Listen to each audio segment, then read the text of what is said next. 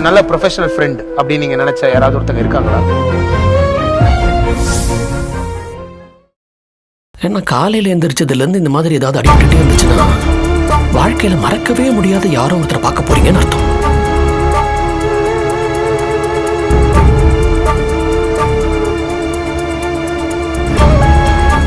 என்னங்க ஏன் அப்படி பாக்குறீங்க? தப்பா ஏதாவது சொல்றேனா? அது எப்படிங்க? எங்க அத்தை என்ன சொல்றாங்களோ அத ஒரு வார்த்தை கூட அச்சு பேசுறாம அப்படியே பேசுறீங்க. அவங்களும் நான் வீட்டுல அடிக்கடி அடிச்சுக்கிட்டேன்னா அதை பார்த்து இதே வார்த்தையை தான் சொல்லுவாங்க. என்னங்க சொல்றீங்க? அம்மாவும் இதே சொன்னாங்களா? ஆச்சரியமா இருக்கு. அவன் நான் ஏன் இப்படி சொன்னேன்? நீங்க இடிச்சுக்கிட்டீங்கன்னு சொன்னீங்க. எதேச்சியா எனக்கு தோணுனது அப்படியே சொன்னேன். எனக்கு கூட யாரும் இது என்கிட்ட சொன்ன மாதிரி ஞாபகம். ஆனா யார் சொன்னாங்க ஞாபகம் இல்லை. அம்மாவும் இதே தான் உங்ககிட்ட சொல்லியிருக்காங்க.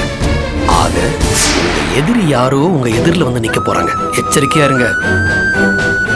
எனக்கு எதிரியா? எதிரியா இருக்கிற அளவுக்கு நான் அவ்வளவு பெரிய ஆள்லாம் இல்ல. ரொம்ப சாதாரணமானவன்.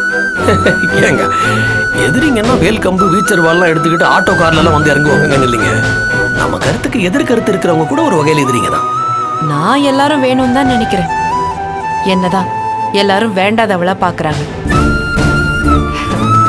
சரி, நமக்கு இருக்கிற பிரச்சனையில புதுசா யாரையும் பார்க்க வேண்டாம். வாங்க முதல்ல வேலையை பார்ப்போம்.